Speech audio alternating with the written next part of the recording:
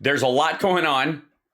A lot of news was made this weekend about the fact that Trump's tour, which, as someone who's been on tour multiple times, if not, in many ways you could consider my stand-up career one giant tour with naps in between at home. I've been on a lot of tours, been on a bunch of tours, done a lot of touring the hard way. And then some spot tours where you go in, you just do the weekend, then you come back out. Next weekend, you fly. A lot of fly-out tours for years. I've been doing that. And so when Trump and O'Reilly announced their tour, in air quotes, little bunny fuck you, little bunny fuck. I was like, all right, let's see the dates. And we now know the dates were four shows, 2 states, same states in the same weekend, I think. Yeah. Houston and Dallas, Texas, and then 2 dates in Florida. The first ones were the Florida dates. And pictures came out showing that there wasn't a huge turnout. And let me see if this comes up on this. Yeah, there you go. That they came out and looked a bit like this. And Bill O'Reilly was not having it. This is terrible. This is doctored video, photoshopped things that they photoshopped and fixed things before even people came into the place. I don't know why you would have to take people out that hadn't arrived yet to prove that they weren't there. But whatever. Hi, chat room. Good to see you. Welcome. And in here, yeah, it's a faux tour. It's a faux news tour. And I lucked upon this. Now, I have not looked at this, but I lucked upon this today. This is Bill O'Reilly showing up on News Nation Now, which is Dan Abrams' show. Dan Abrams, who used to be on MSNBC and then formed Mediaite and now has his own show via Mediaite, I think. Anyways, he managed to get Bill O'Reilly on to talk about the turnout. So I'm fascinated. Let's see it. Of the showtime, and fans in upper levels got, quote, upgrades. I'm guessing the host is going to dispute much of this. Joining us now is Bill O'Reilly. Bill, thanks so much for coming on the show. Appreciate it. All right, so what say you? Abrams, thanks for having me. Abrams, thanks for having me. By the way, I just want to say, before anybody gives me any shit, that I did not Photoshop myself and make Trump look worse and make my giant dome look smooth as a baby's ass, Abrams. So not only there were lots of people, and they were all seated in this area. The problem was the skin was too smooth, and they slid right off into down somewhere in the sign, Abrams. So now I use what's your skin secret? I use a loofah. What say me? It's a bunch of lies. I mean, terrible. The doctored photos that you saw were taken before most of the people were allowed into the arena. So why would you doctor photos of an empty arena that was empty because no one was even allowed in? What did they doctor? Did they take out people who showed up early? If they were taken before this show, get your lie straight. I mean, look, here's how ridiculous this whole thing is. All right, tell us this. Here's how ridiculous it is. It's called the President Trump Bill O'Reilly tour event. And it's called the History Tour. It's about history. They're teaching you history. Now, I'm sure I'll get into the meat and taters of this whole thing. So the Sun Sentinel sent a reporter to the arena with... Dear God, how dare they? The Sun Sentinel? Florida Panthers play. The reporter didn't call me. Oh, that's Panther Pavilion. I've been there. Oh shit. I have performed in that arena. Now, when I did it, it was full, so it looked very different. I didn't recognize it. I opened for the Bee Gees on Y2K and tossed to the NBC New Year's celebration that after midnight, the Bee Gees played Staying Alive just to prove we were still alive after midnight. It was kind of a fuck you Y2K thing. And I did stand up before the show, and I did the countdown to midnight from the not that actual stage. I'm sure they have a different one now. I you know, that's so funny. Yes, that's right. I opened for the Bee Gees at the Panther Pavilion, and it was fucking packed. Just saying. Let's see. Hold on one second. Let's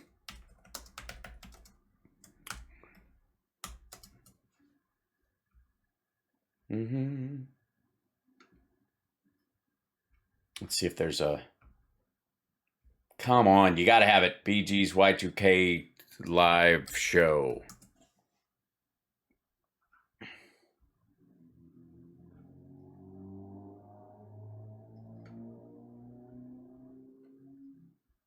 That was the show. That's it.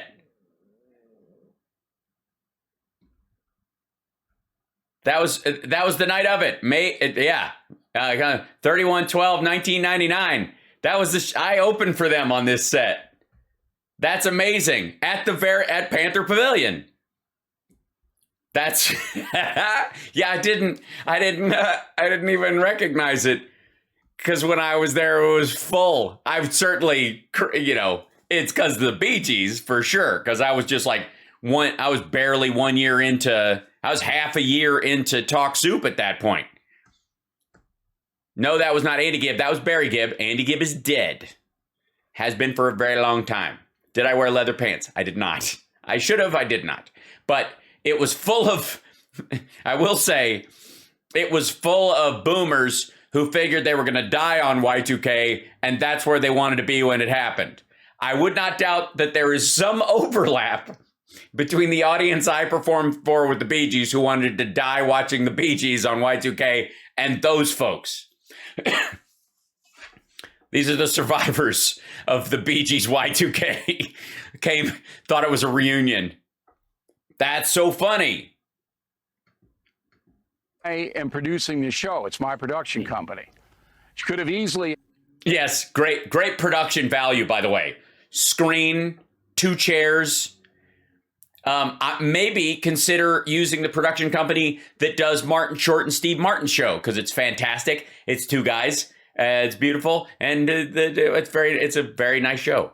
Add the attendance and the gross. The gross of that show was $2 million. The gross was $2 million. What was the net, motherfucker? Because that's an expensive venue. 7,000 in the building. So many people, Abrams, that the Secret Service had to delay the show an hour because they couldn't get people through the door. Because they all wanted to come armed because they thought Trump's clone was there. Whatever. There were so many of them. Wait, Now, Phil, how could it, how could it have taken Secret Service extra time to cover half the people? Fill up an arena, right? If it's an arena that seats, I think it's up to 18,000 at that arena. And they had to do security on everybody. And they were overwhelmed by how the people came. And so there was a line. How they came? They all came in a giant gun-shaped bus. Apparently, they all were wearing, if Boebert won't go through a metal detector, neither will I. Freedom, freedom, freedom, fuck you. Out, and the reporter was actually there and saw it. But here's the bottom line on the show.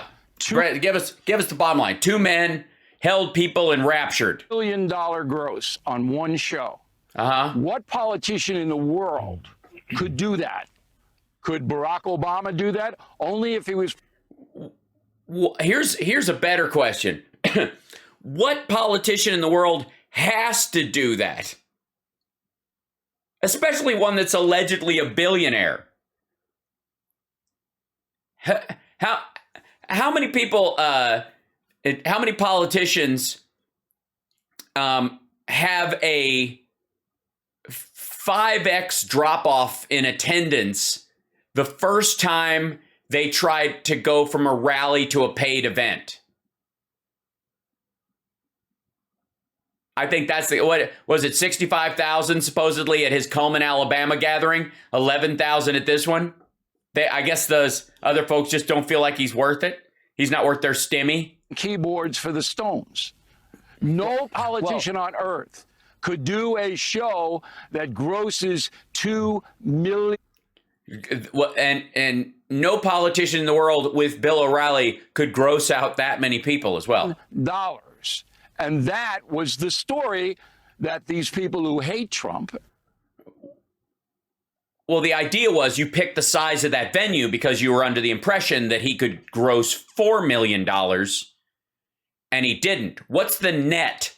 You're saying gross a lot, and you are gross, so I get it. They would not report. So all of the reports we're getting about people being upgraded seats, slashing prices before the thing starts, the Daytona Beach News and Journal reports, the Republican. Nope.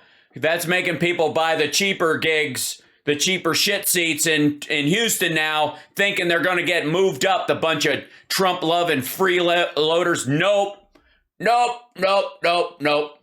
Volusia, we're handing out free tickets. All untrue. It's ridiculous.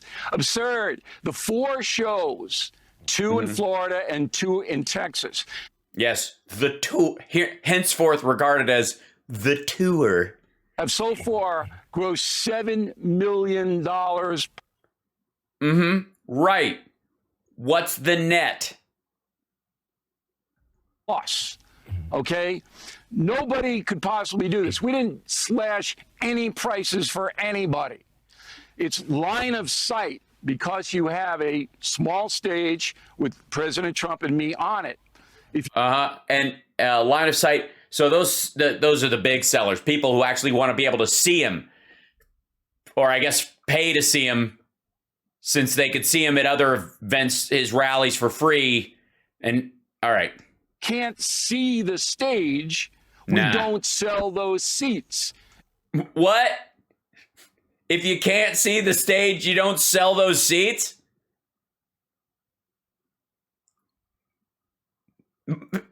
What? First of all, you have a giant screen behind you so they can watch that. Secondly, why do a venue that big if you're not going to sell? What the fuck? Do you think you think bands perform there? Like, Jesus Christ, is that the Stones? Or is somebody moving around pipe cleaners? Everybody knows that. Yeah, guys, everybody knows that. They don't even sell those seats for football games. They don't sell those when bands show up. When I was there, they put cardboard Bee Gees fans in those seats. So did you? But you didn't sell out. Fraud. It's fair. They hate Trump. It's fair to say you did to make Trump look bad. Well, no. Apparently, you wanted to make Trump look bad. Or I guess you wanted to make yourself look good and didn't bother to make Trump look. I mean, this is one of the worst pictures I've ever seen of him. Seriously, he looks like he just watched someone set a firecracker off in his face.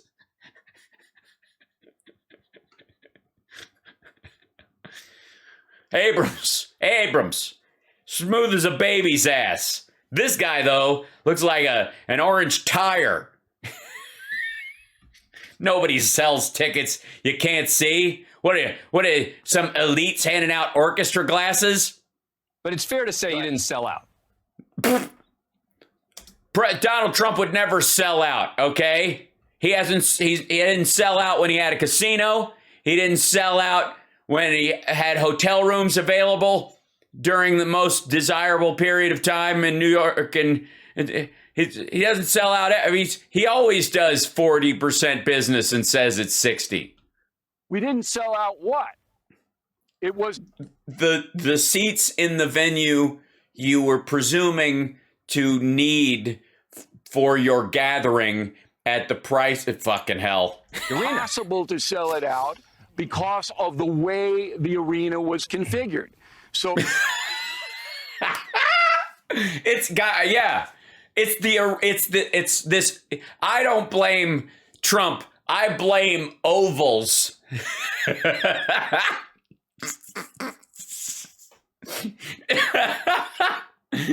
Wait a minute. Run that by me again. What? to sell it out because of the way the arena was configured. So if you have an 18 Wait, Abrams, why are you nodding at that detail? Are you out of your fucking mind? What? we didn't sell out what? It was impossible to sell it out because of the way the arena was configured. You know, the way it's configured, the way it's always configured when it sells out for everything else. Look, the problem was the arena is shaped in a very odd way. It has, if you look at it, it's got an oval shape. Like, here's the stage, okay?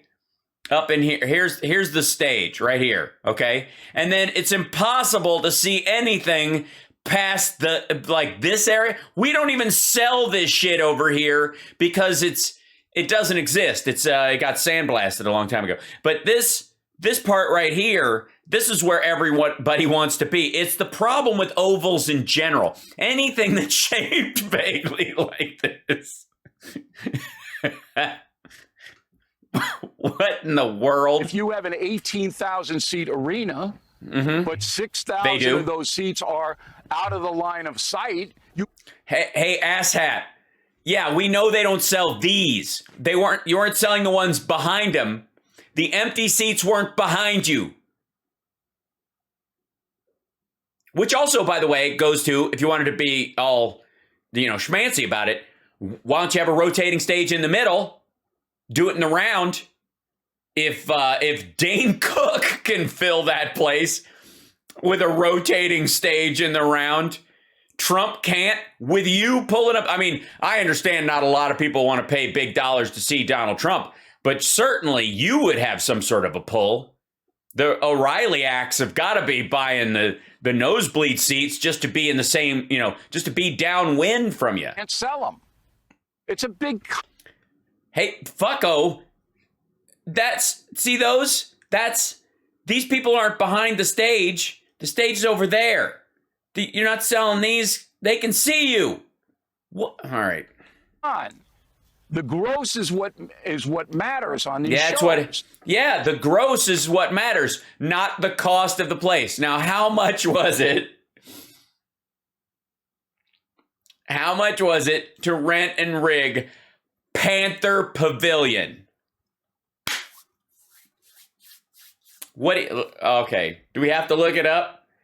How much to rent Panther Pavilion for one night?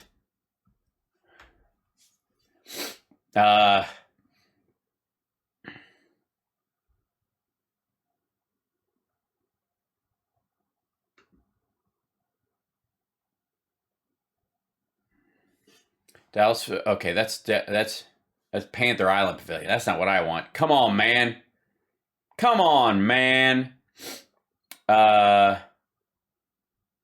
Hold on. Let's see. Now I gotta look this shit up. God damn it. Let's see. What the hell?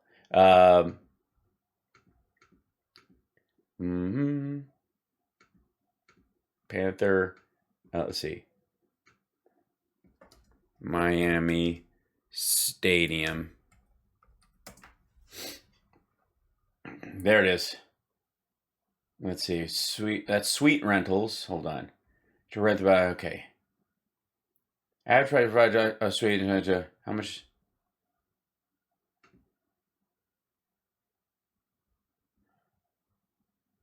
Host your event at the Hard Rock Stand. Okay, with suite rentals. The actual cost. It's only telling me the suite.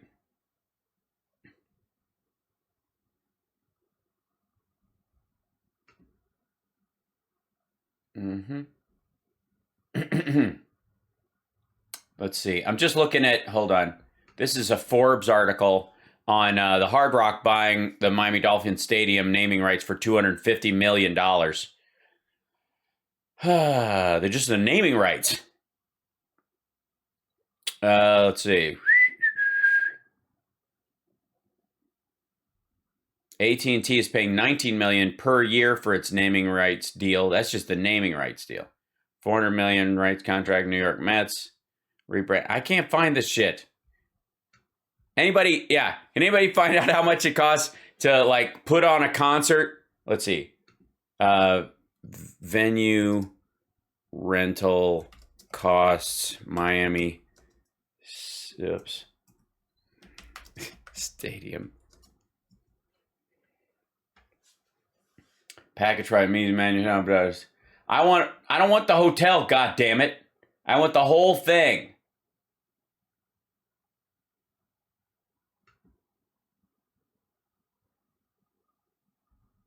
All right, stadium. That's a. God damn it. I'll find it. I'm just gonna guess. Hold on. Shit. How much does it cost to put on a concert at Miami Stadium?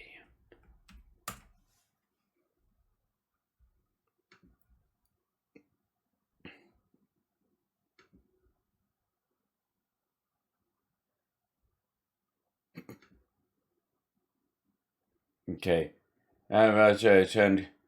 No, I don't want the. This is just rooms. Son of a bitch.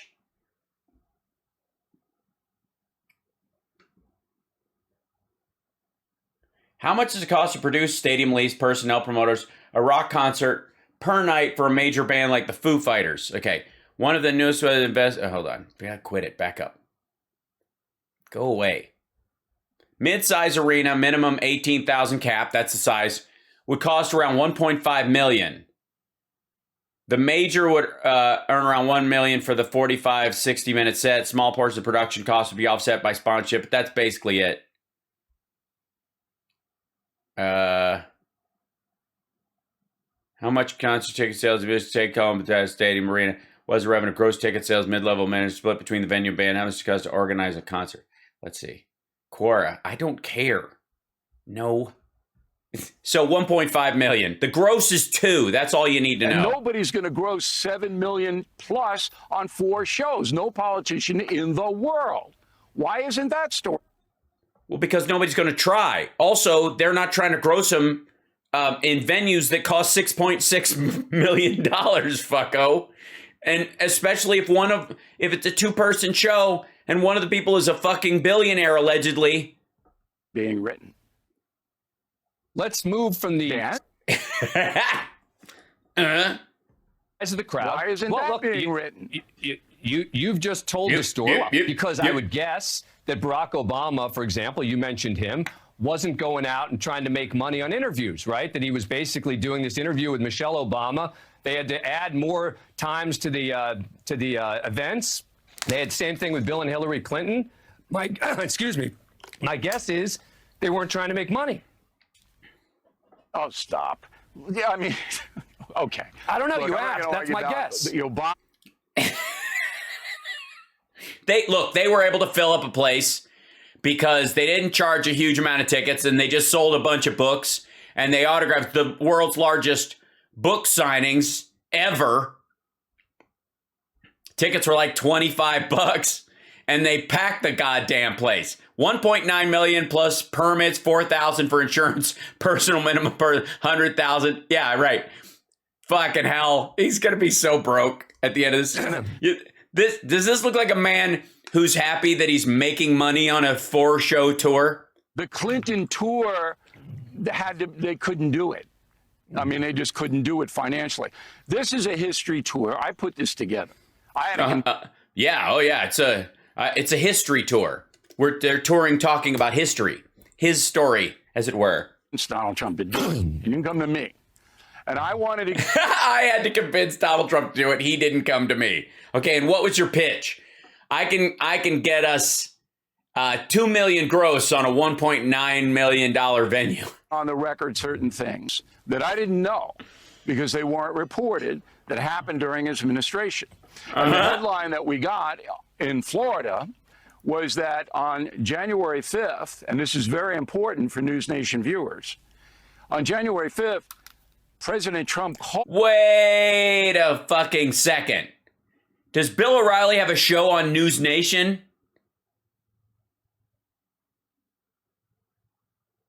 Do they carry his shit? Because that's usually the kind of thing you say when you're a guest on, when you're a guest on a show on a network you're also on, right?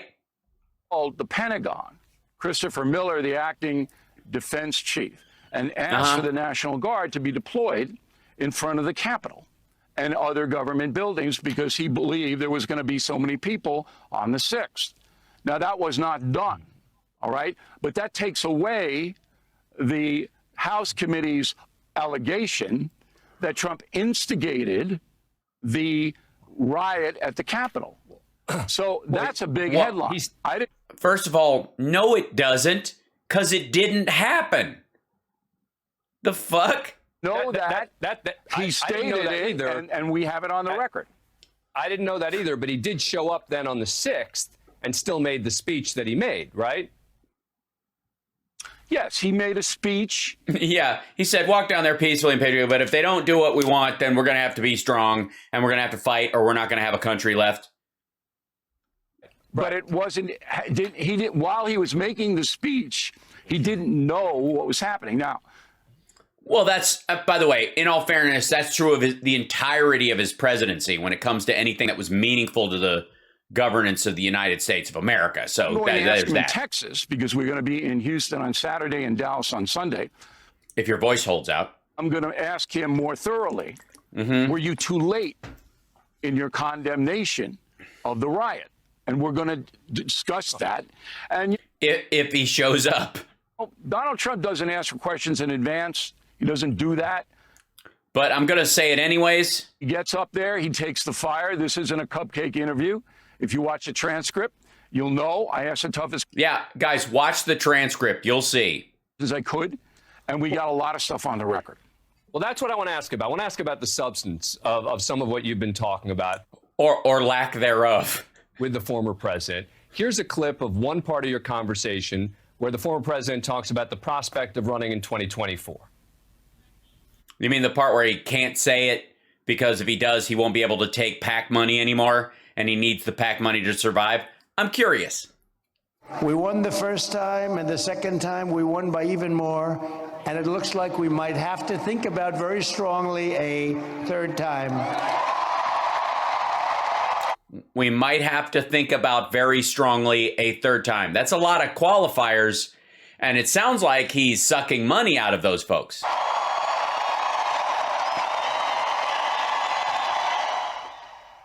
So does the host of the No Spin News, does he tell the former president to stop with the nonsense about having won in 2020? He asked me my opinion, and I told him that was a loser. And I told him he should run on his record if he wants to go for another term. It's exactly what I told him. He asked me, and I said, yeah, but that's not the same thing as calling it out as a lie. You're just saying it won't work. It's not a good strategy. You could still, it's true, but I wouldn't run on it. It's not the same as saying it's false. You're a maniac. Knock it off. What I told him. Do you challenge him, though, when he says this again and again? Do you say, come on, stop? Stop, or say, what is the evidence? Entitled to it. He's entitled to what? I don't waste time on that. He's entitled to his opinion. I don't. Yeah, it's not an opinion, fucko. He's misstating a factual event. It's not his opinion that he won emotionally, that he's I'm still a winner, even though I lost. you know, for fuck's sake, man. He lost. It's not an opinion. To waste the 2 hours I have with him on that. Dude, he's saying the same shit he always says anyways. If I say, well, where's your evidence? He's going to come up with 15 things I can't possibly verify. So he's entitled. Oh, sorry. For the record, he's going to come up with 15 things he can't possibly verify. To his opinion. He doesn't believe that the election was honest. Obviously, history will go against him. This is the history tour. And So the tour will go against him, especially in that it's not a tour. Advancing. This is, by the way, if you haven't watched this interview already, Bill O'Reilly takes off like Superman and flies away. Or I think he and Dan play patty cake to see who's... He's just trying to show how much bigger his hands are than Trump's. The narrative. And the narrative is he's definitely going to run again unless there's an unforeseen circumstance. An unforeseen circumstance, like he's not making any money and he needs the super PAC money to run, and unforeseen like jail time. What the January 6th House Committee is all about. They want to take him off the board so he can't run again. Why would they want to do that? I mean, obviously they definitely they have issues with him as a person being a terrible leader. But, one of the reasons you might want to take him off the board is because he tried to attack our fucking democracy. And if he loses the next time, he's probably going to say, I think I deserve another round after this one. So I'm going to get rid of elections entirely because you can't trust them anyways. I'm going to install myself like Xi or Putin. Why can't I? This is America. This is all about in the House. But again, I would just think that knowing he's going to run again, right? Knowing that he's not continuing on these stages again and again, it's not an opinion. He's making this stuff up about 2020. You know that. You've said it yourself. Look, you know he's making this stuff up. It's not at this my point. job. So why not just say to him, look, Look, it's not my job to ask him tough questions that will embarrass him. This is a cupcake interview. The fuck? How is... By the way, what the fuck is a cupcake interview? Hold on.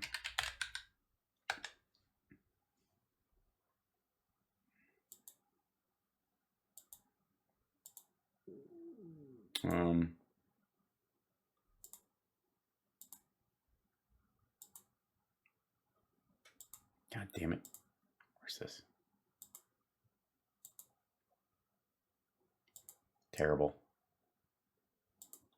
Why can't I? Where could this be? I guess here. This is just stupid. I don't even know why I'm doing this. Excuse me, Mr. President, can you shut the fuck up for a second? I'm sick of your repeating the same lie over and over again. This is a cupcake interview, okay? None of this O'Reilly horse shit where he won't push you. You're a liar. You're making up all of this stuff, okay? You might be able to go on tour with O'Reilly and repeat the same shit you're doing over, but cupcakes don't work like that, okay? Sweetums, okay, honey bunch? Listen here. You don't answer my questions. This cupcake is going to fuck you up. Cupcakes aren't afraid of shit, buddy. Stop lying about 2020. Start telling the truth about the fact we're heading into a recession in February. Start telling the truth about how you were blowing Xi at every turn when the whole goddamn thing was running. Shut up. Stop, your little hands. Stop you waving. Yeah, you want some softball questions? Why don't you go over there to Mr. Softball himself, Bill O'Reilly, all right? This is a cupcake interview, Cupcake, all right? Get your shit together. Fucking hell.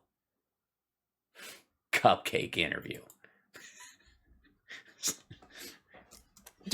You're there. You said you're asking him the tough questions. That's the tough question to ask, no? No, because it goes nowhere. No, hey, yeah, it is a tough question, you fucking tool. Get your shit together. Fucking cupcakes. It goes nowhere. He's not going to... I'll tell you where it goes. It goes right up the frosting, buddy. Okay? I ain't no banana walnut muffin, all right?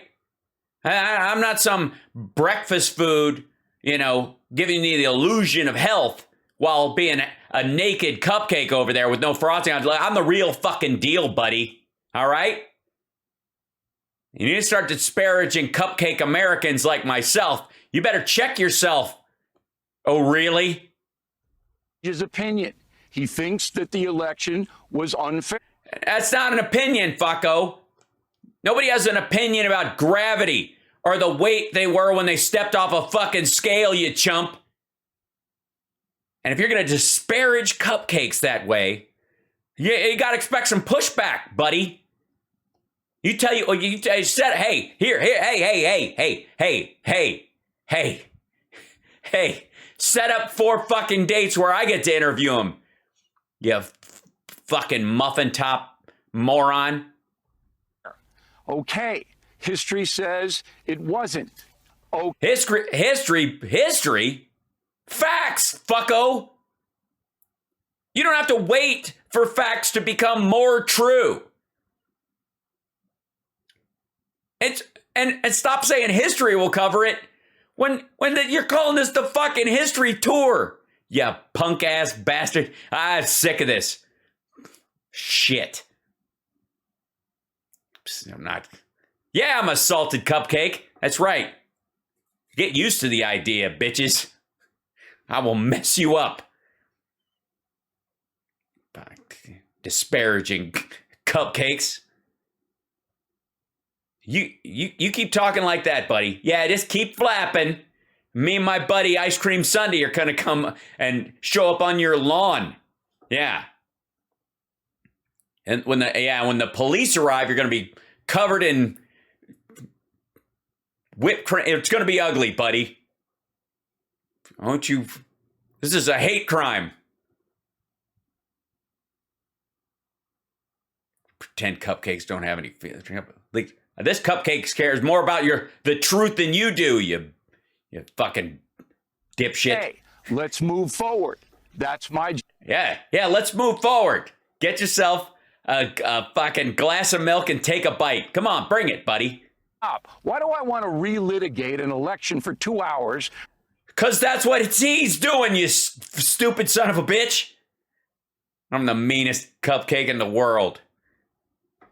How is it that you're being out-tough guyed by a cupcake, Bill? Huh? Yeah, you pervert. God damn, man, if I had arms, well, I got one arm. It's pretty buff, actually, considering my sugary diet. Look at that. Look at, especially the cut under that side. That's nice. Oh, look, I have another hand, too. People are paying good money, all right, Eh.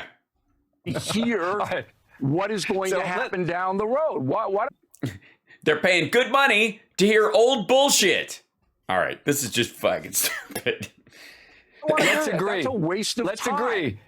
Right. Yes, let's agree. The whole interview is a waste of time. There, I'm glad we could settle on something. Bad show for the people who are there if you keep following up on that issue. Fair? It's a bad show for anybody. It's just a merry-go-round that you can't get off.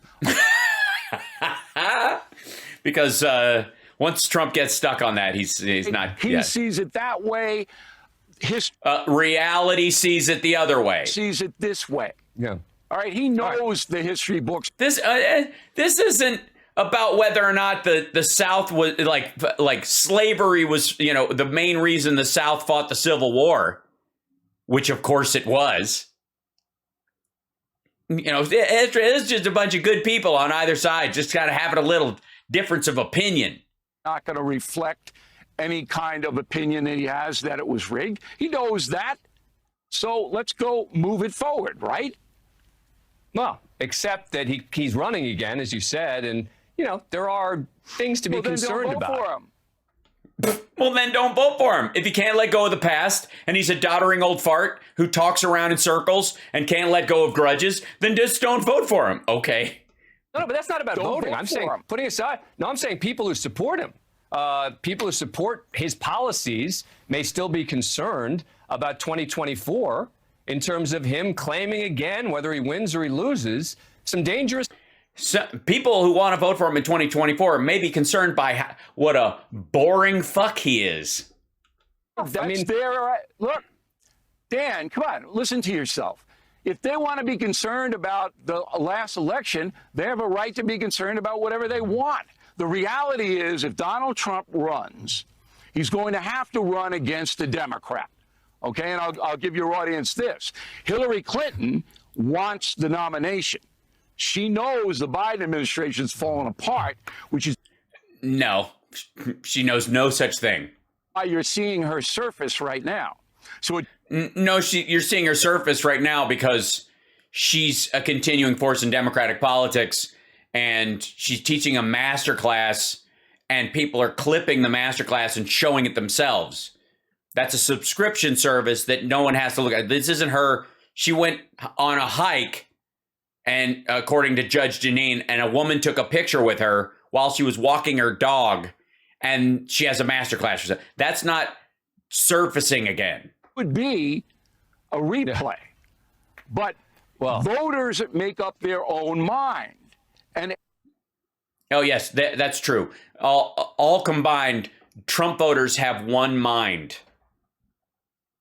play. But voters make up their own mind.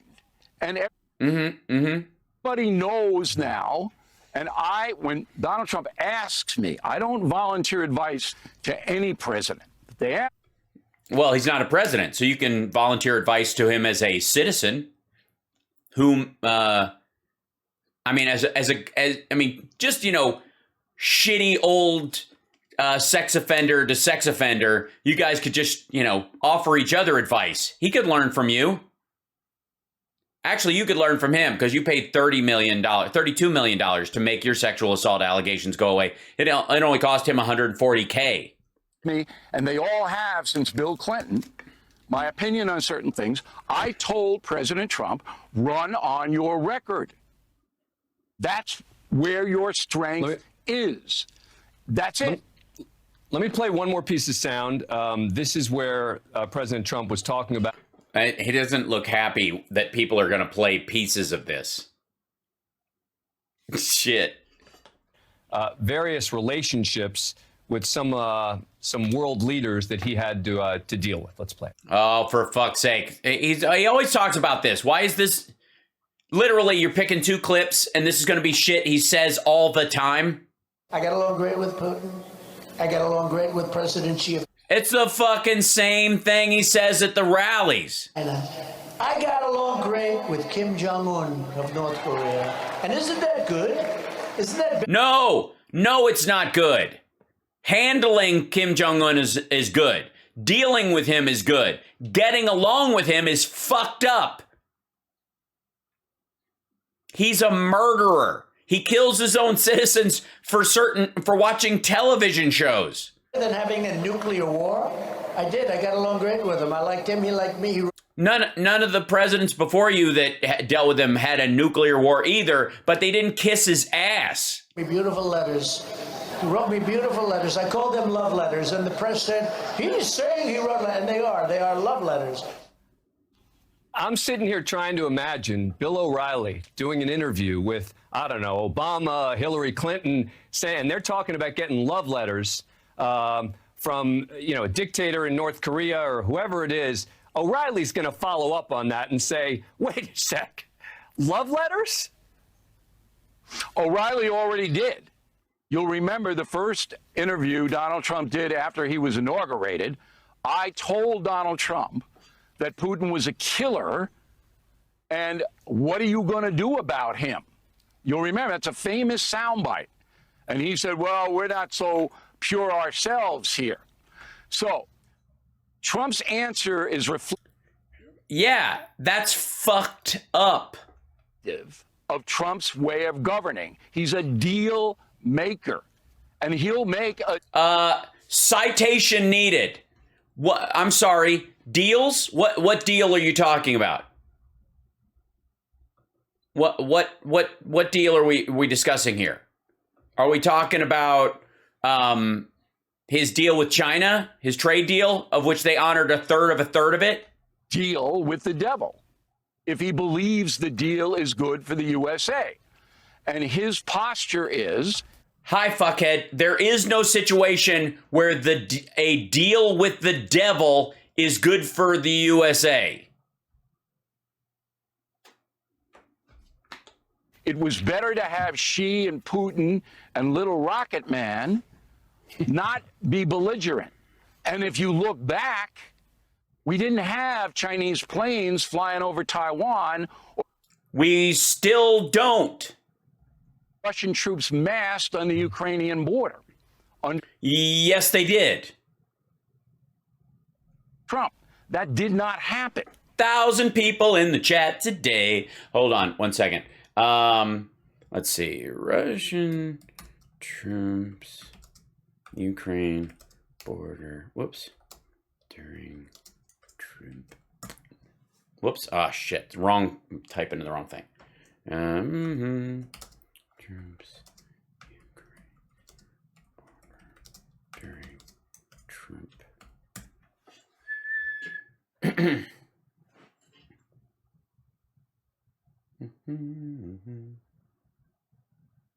See if I can find this will be in the news. Let's see. Whoops.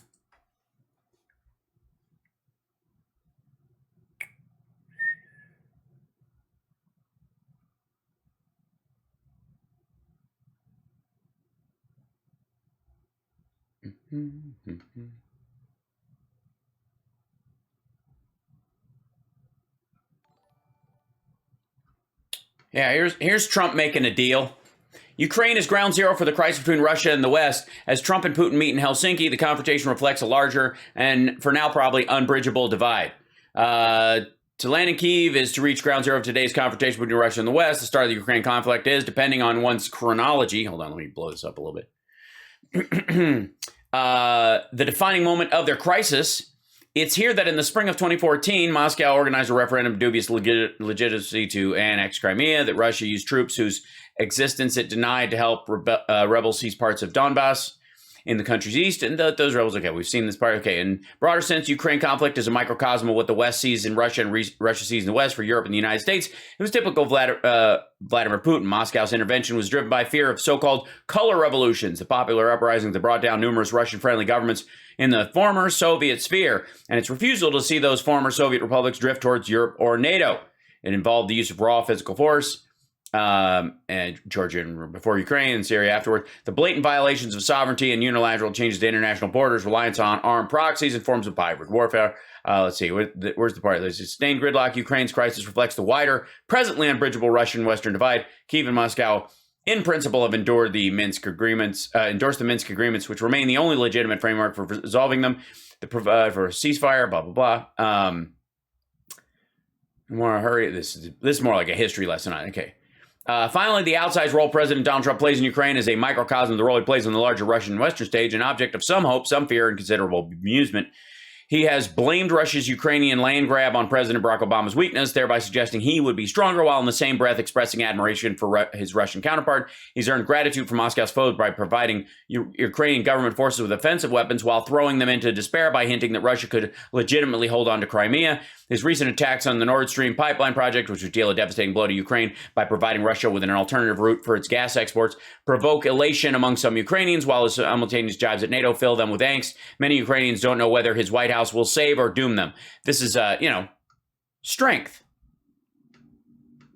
And that's what his thrust is. You may not like them, but I dealt with them in an effective way. Again, this is a history tour. Yeah. It's not Yeah, that's why you're not asking him about 2020. It's just not enough history. Cut Kim Jong-un out from under him. Right, but as you know, Kim Jong-un continued to build nuclear weapons, continued to pursue to testing, etc., despite the fact that he was saying he didn't cause a lot of trouble under the Trump administration.